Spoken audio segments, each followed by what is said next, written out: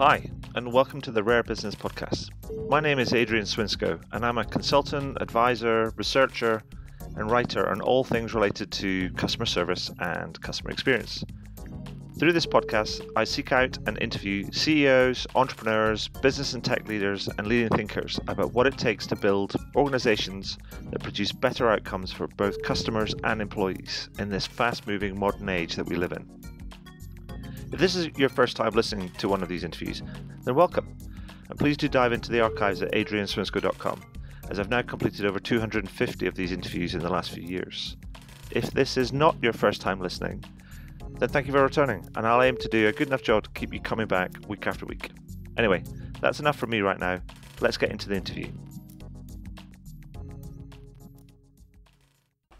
So, welcome to the next edition of the Rare Business Podcast. With me today, I have a fellow by the name of James Dodkins, who is also known as the Customer Experience Rockstar, no less.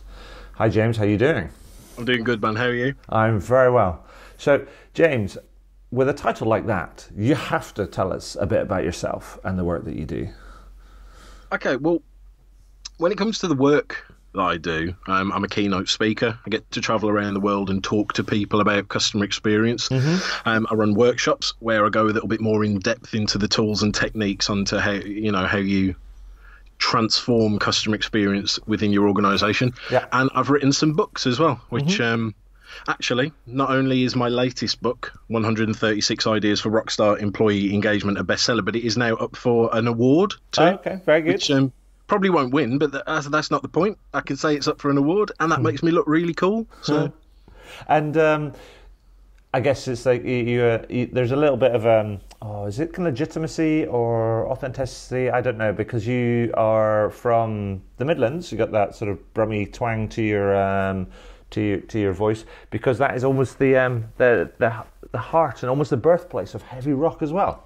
It is the birthplace of heavy metal. So running through my veins, I have the lineage of rock gods that have gone before me. No, I'm not related to any of them. I just happen to be born in a similar region. But when it comes to the whole authenticity of this whole customer experience, rockstar, and delivering rockstar customer experience, I used to play guitar in a heavy metal band. So I used to be an actual real life, legitimate award-winning rockstar. Traveled around the world, released 2 albums, was in magazines, had a video on TV. Admittedly, it was a pretty obscure heavy metal TV channel, but still, it's a video on TV. I'll take it. It's fantastic. I mean, that's the thing, is rather than, because like some people lay claim to some of these things, but I wanted. Well, what was the name of the band, by the way? It was a band called Speed Theory. Unless you're into like hardcore thrash metal, you probably wouldn't have heard of us. But if you are into hardcore thrash metal, then you may have heard of us. Brilliant. I would say that's something for people, for the nerds who might be listening in, to go and look up on YouTube and go, Speed Theory. Can I spot Mr. Dodkins in the videos about Speed Theory? Anyway, that's a bit of an aside. So we've known each other for a wee while, and you recently posted a video piece on LinkedIn entitled "The 6 Core Elements of Really Good Customer Experience," which I thought was really good, really caught my eye, and I thought it'd be worthwhile asking you on the show just to talk about it, because I really like. One, people like lists, and the other thing is that I think people like kind of boiling things down, and I'm a big fan of keeping things simple, right? So first of all, before we get stuck into it, why 6 things? No reason other than that seemed to be the correct amount. Any less, I don't think it would have covered everything. Any more, I think we would have been sort of getting a little bit too deep into either specific elements that aren't applicable across every industry, or moving more into outcomes. Because some people have said to me that, well, yeah, but why isn't emotion on the list? And it isn't on the list, spoiler alert. But the emotion is the outcome that gets created from the delivery of these 6 elements.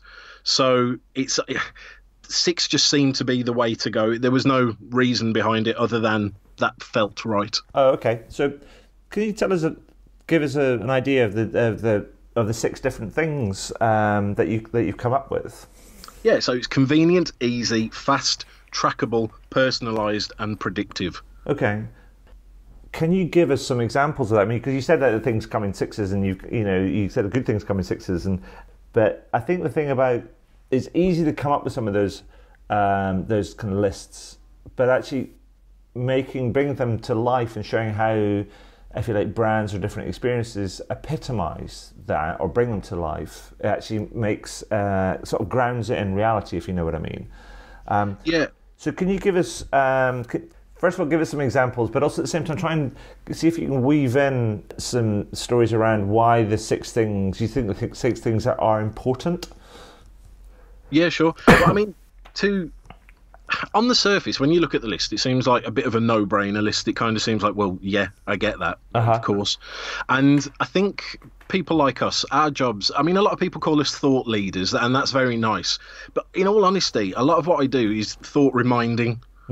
Just reminding people that, hey, remember this thing that's good to do. So it's one of those things where it almost felt a little bit too easy to put the list together. And it seems like, well, of course, why wouldn't people be doing this? But the stupid thing is, most companies aren't doing these things. Right. They're focused on different things. So to run through them one by one, if you look at convenient, easy, and fast as the first section, convenient is like the method of how you do business with somebody.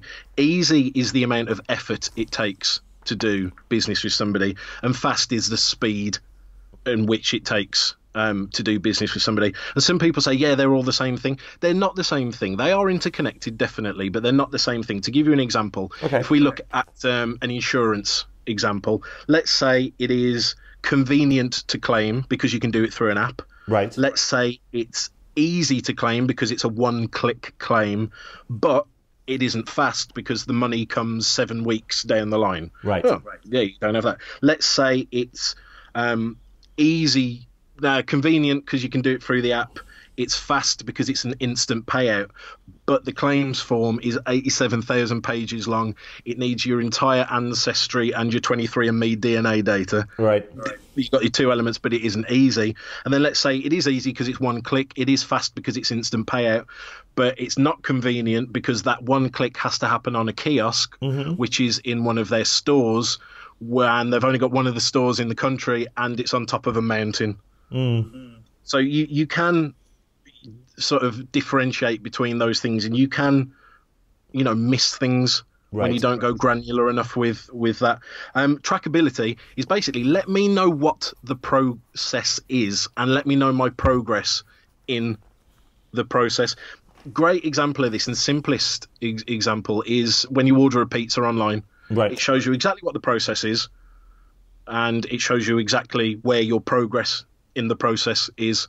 It lets us know where we are, how long we've got to wait, and some of the best companies in the world are really making use of this. You look at Uber, for example. Yeah. You can see exactly how many drivers are nearby, exactly how long it will take for them to get to you, exactly how long it's going to take to your destination. It's the trackability factor is a big thing, which I think a lot of companies are overlooking. Yeah. No, I actually I like that in terms of the example. I mean, I not very often, but I use the Deliveroo service, and I've got I can sign in on my laptop, but I've also got the app on my phone, and it sends you notifications and gives you a rider or driver kind of like a name and tells you how close they are, when they're on their way, and when they're outside, and all these different sort of things, and it helps. It really does help. Well, the last two, personalised and predictive, again, kind of go hand in hand. And Amazon is a good example of somebody that gets this right. So they personalise your experience by showing you things that they know that you like based on your history. Sure. And they use predictive data to predict things that they think you might like based on your profile. But another thing about the predictiveness breeds proactiveness. And you mentioned Deliveroo. Deliveroo have started to do a great thing. And now I do not know if they're doing it all over the world, but I know specifically they are doing it in Hong Kong. If they say that your delivery is going to take 15 minutes and it takes 30 minutes, they can accurately predict that you're going to be pretty pissed off. Yeah. So rather than just sitting back and waiting for you to either complain or go on social media and tell the world, or tell your friends and family, oh, look, don't use Deliveroo because they take forever. They proactively get in touch and say, look, we're really sorry that it took longer than expected. Here is a discount code off your next order with us. Now, I love that because it's a case of, one, it increases the likelihood that you'll actually use them again. And two, it lets you, the customer, know that they're looking out for things that are going wrong in the experience, so they can try and fix the experience in the experience. They don't wait for the complaint. So I love that about the predictiveness factor, and the possibilities with it are basically endless. Yeah. And so, tell me, do you think that, I mean, you said the 6 core elements, so the convenience, easy, fast, trackability, personalized, and predictive. Now, do you actually have to have all of them in place? No. I mean, I don't think that is necessary for an amazing customer experience. But if you want to guarantee an amazing experience, I think you need to look at these areas at least. Because the thing is, it's a sliding scale. Some things will be more convenient than others. Some things will be more trackable than others. Some things will be faster than others. They're more concepts than they are. So it's not like a checklist. I mean, it kind of is a checklist, but it's not a checklist that you can check off the bits of it.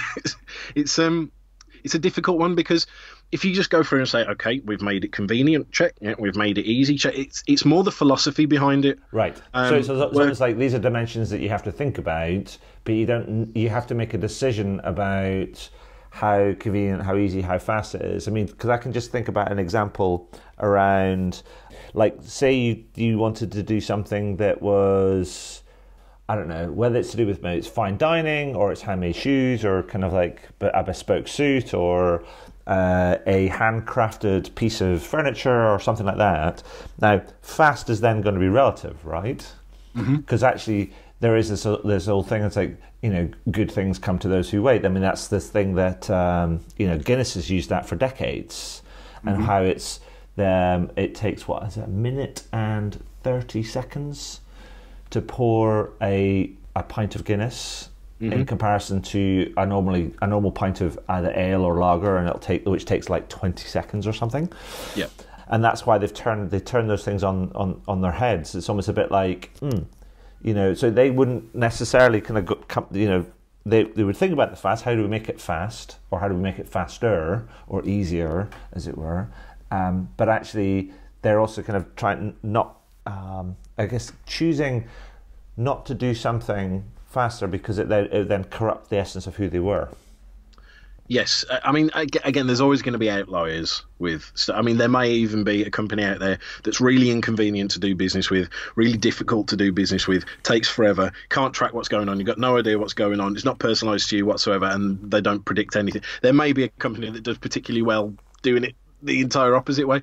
But I think it's looking at, on average, if you are trying to make an experience that is a particularly good one, then you need to look at these things. But it does bring me on to, look, in customer experience, as far as I'm concerned, there's 2 main parts. There's the what you need to achieve and then how you deliver it. So the what is the successful outcome of the customer. There's no point excelling in all of these areas if you aren't delivering that successful customer outcome. Sure. Now, for example, with a bespoke suit, you might say the successful outcome is gratification or confidence. Now, if I go to Savile Row and pay 10 grand for a bespoke suit and they deliver it the same day, that's not going to instill confidence in me that they've taken the time and care to make that suit perfect for me. But what they do excel in is the personalization side of things. Yeah, absolutely. What they do excel in is the trackability, you understanding the entire process and understanding where you are. So you can just double down on certain things you are good at if certain elements are kind of the antithesis of that successful outcome that you need to deliver. So to use a musical analogy, it's a bit like having a graphic equalizer or sitting in front of a recording desk. You know, it's not like you just go, let's push all the knobs up to 10, as it were. So you're just gonna, it's just going to be a mushy sound, right? You've always got to get your levels right, and the levels are going to be relative to what your customer wants to achieve, and they're also kind of matched with what you as a business want to achieve as well. Yeah, I mean, again, another music. I mean, I love that slider analogy, and I'm going to steal it. I mean, model it. You heard it here first, folks. Yeah, he says making a rock god sort of sign on the radio or on the mic sort of thing. Yeah, no, I love that analogy. And I suppose another analogy would be like, let's say that you get asked to open for Metallica, and you go and you play all of the songs perfectly, note perfect. Literally indistinguishable from the record. Problem is, you're playing ABBA songs. Yeah, it's understanding who the customers are, understanding what their successful outcome is. Then once you understand that, when you go to design the experience that will deliver that successful outcome, that's when you get into making sure these elements are in there. Yeah. Okay. So probably like you, or like me rather, you probably saw lots of reports in the sort of back half of last year that was talking about that as many as 70% of all customer experience or digital transformation sort of efforts weren't really meeting their objectives and satisfying their customers. Using your 6 elements, I mean, where do you think many of the firms are falling down?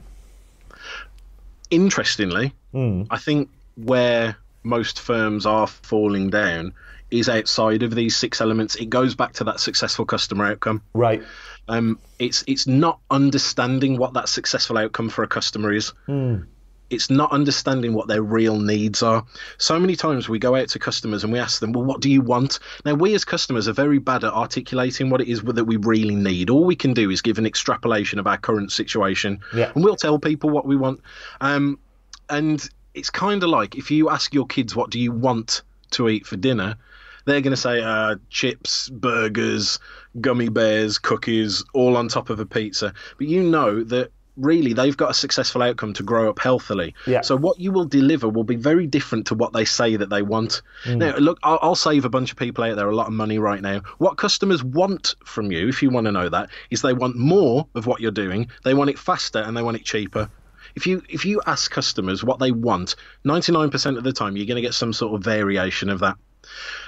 If you take the time to delve a little bit deeper, understand who customers are, not just at a demographic level, but at a psychographic level, understand how they think, how they make decisions, what are their core values, what are their attributes, and then understand, well, what do they really need from this experience? What is their successful outcome? The version of growing up healthily, let's say. Right. You can then work to align your experiences towards the delivery of that. A lot of companies are focusing so much on technology at the moment. They think technology is the big fix. Technology is just a tool to help us deliver customer experience, the customer experience that we need to deliver that successful outcome. And customer experience should never be driven by technology. It should always be, technology should be driven by the customer experience. So I personally believe that these elements aside, they are secondary. They're the second tier after you understand what that successful outcome is. And it's that successful outcome that I think a lot of companies are just skipping the step of. Perfect. Yeah, I agree. And here, as they say. But also in the video, if I go back to the video, you can use Uber as an example that epitomizes these 6 elements. Now, I have maybe it's because they're in short supply, but I have a bugbear around, this idea that the usual suspects that get trotted out. All of the time. It's an Uber, it's an Amazon, it's an Apple, it's a John Lewis, it's kind of Zappos, it's this, it's that. There are the hit makers, as it were. So, can you give us some other examples of organisations that you believe meet your criteria, but also kind of that some that we may not have heard of are not part of that usual suspect set? The interesting thing is, there aren't that many companies that deliver outstanding customer experience that nobody's heard of. Right. Okay. You got to. So is that like a no to my question? I'm no. I mean, I'm slightly upset now. No, it's a case of if there were a company out there delivering such amazing customer experience, you probably would have heard of them. There is a reason that these guys get spoken about time and time again. It's because they are delivering really bloody good customer experiences. I mean, we could talk about Monzo Bank that a lot of people. Yep. Some people may not have heard of. So for the people that don't know, Monzo is a bank that is basically just in your phone. It's just an app. They've got no stores. You can't do anything on the desktop as far as I'm aware. Nope. All through an app. So if we look at this, convenient. It is convenient because my bank is in my pocket at all times. It's with me no matter where I am. The only way I cannot do banking is if I run out of battery on my phone. Easy. The way that they've designed their customer-facing processes is to make the least friction possible, is to help me achieve whatever outcome it is I need to achieve in the least steps possible. Fast. It took me literally about 2 minutes to sign up for a bank account. Okay. That is ridiculous. Like, have you got a Monzo bank account? I don't actually. You should do it. Okay. And maybe film it, document the experience. I I'm wish not I had. sure, I can't do it. Filming me kind of like inside my bank account is probably a good idea from a security and privacy perspective. You can get a blur tool on. But the point is, it literally took 2 minutes to set up a bank account. Trackability. Now this is interesting because when you first sign up for the Monzo account, you don't get the card immediately, but it let you know exactly where you were in the list. So I was number like 2000 and something or other in the list of getting the card. So that was good for the trackability. The other thing about the trackability is it tracks what you spend and where you spend it. So I can go into the app and I can look how much I've spent on, Costa coffees or Starbucks coffees this month. I can look at how much I'm spending on fixed bills. I can look at how much I'm spending on eating out, and it aggregates this stuff for you to allow you to track it. And that kind of falls into the personalization as well. Right. Your app will look completely different to mine because it is completely personalized for me and my spending habits and the way that I go about using my money. And the predictiveness is very interesting as well, because what they do is they start to look at things and say, well, look, based on your fixed income, based on your fixed outgoings, well, I say fixed income in the world I'm in, there is no fixed income, but let's say I was in a fixed income world, it would say this is how much you're going to earn every month, this is how much is going out every month, this is likely going to be the amount that you're left with at the end of the month, or if there's going to be a deficit. They can look at it and say, well, look, birthday, like your wife's birthday is coming up this month, so maybe you're going to spend a little bit more. This is a Christmas month, maybe you're going to spend a little bit more. It's starting to predict things for you so that you can use your money in the best way possible. So that's a good example of somebody that maybe you wouldn't have heard of, that is kind of smashing it on convenient, easy, fast, trackable, personalized and predictive. Okay, perfect. Well, that's great. I mean, because it's even if it's only one, adding kind of one to the pantheon of usual suspects, it's helpful, because I think that's the thing. I think there's also this other dimension to this, is that it seems to me that when, many companies they start doing different things, and many of which are with great intentions, but there's a lot of like following the crowd sort of things, and they see the usual suspects and it's a bit like, oh, they're the usual suspects, where it's kind of hard to be them. But the more that we expand that set, as it were, the more possible, hopefully, it's going to feel that it's attainable for more companies to raise the bar and do different things rather than just do the same old, if you like, paint by numbers, which is definitely which is where many organisations seem to fall into. It seems to me. Yep. And that's the thing as well. That's what I like about these sort of 6 elements, because they're not specifics. It's not specifically you must have an app, or specifically you must have a chatbot. It's relative to the successful outcome that you need to deliver. So convenient to one successful outcome may be completely different to convenient for another one. And you are right. So many people come out and say, well, we want to be the Amazon of, and then you insert your industry there. I think I'm going to write a book called The Amazon of ... And then just write down a bunch of stuff that Amazon does and then make a load of money off it. Because the amount of people that come to me and say, James, I want to be the Amazon of, And then that's kind of the thing that got me thinking about this, because I'm like, well, you can't do the exact things that Amazon are doing, but you can take the principles that are, evident in their good experiences. So I agree with you 100% there. Okay, perfect. So if we take these 6 core elements, these principles, as it were, and let's kind of boil it down even further. I mean, in tangible terms, what do you think this means for organizations and leaders? I mean, what's the thing that they should be doing in the face of this? I mean, simply just start thinking about it. I mean, that is the simplest way of doing this. Again, when it comes to customer experience, I feel this is maybe the second most important element to designing good customer experiences is these 6 elements. The first one being that successful outcome. But making sure that when you are designing your experience, you're asking yourself the question, well, how could we make this convenient or more convenient if you're improving a current experience? How could we make this easier? How could we make this faster? How could we make this trackable? How could we make this personalized? How could we make this predictive? You can even go down the route of trying to measure your experiences against them as well. Again, it's going to be very subjective. Okay. There's no getting around that. But looking at it and saying, well, look, on a scale of 1 to 10, how convenient do I feel our current experience is, and working to try and push that up. Again, it's not an exact science, it's not a scientific thing, but it's a good, people like numbers, don't they? And if they can say, well, look, we've improved our convenience by 3 this year, everyone will be like, "Ooh, yeah, that's so cool." But it's yeah, absolutely. I mean, I guess it's like, as you say, it's like if you rate yourself on a scale of kind of 1 to 10, and you say you're currently at 5, but you'd like to be at 7. Like, say, over the course of the next 12 months, you go, that's kind of fine, and you figure out how you're going to go about doing that. But I think you also need to ask yourself the other question, which is what you alluded to before, is this idea of, if you want to move and make improvement in a particular area, then you have to ask the question, and why do you want to do that? Yeah. And why does that make sense?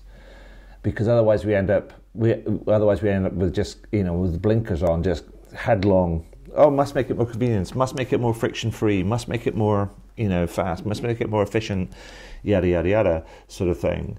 And I'm with you on the being more conscious of the decisions that we make in terms of the outcomes it's going to produce. If that makes sense. Definitely. Super. So, James, anything else that you'd like to add that we've missed out? Other particular trends or insights that you'd like to share? Oh, really, man? I think that's pretty much. But like the takeaway for me is try and understand who your customers are at a deeper level, more on a personal level, more how they think, how they make decisions, their personal values, their attributes, rather than just their demographics of what gender they are and where they live. Then once you understand that, try and articulate what their successful outcomes are and their real needs are in any given experience. Then once you understand that, design that experience to deliver those 6 elements, to make sure those 6 elements are in there, even if it's just the slightest little thing. Because if you've got 2 experiences and one is a little bit better in another one, you're going to be outperforming your competitors. If your competitors are, let's say 5s on all of these, and you can get one of them up to a 6, it's just going to give you that extra little footing. But I think it is understanding the difference between what to deliver and how to deliver it.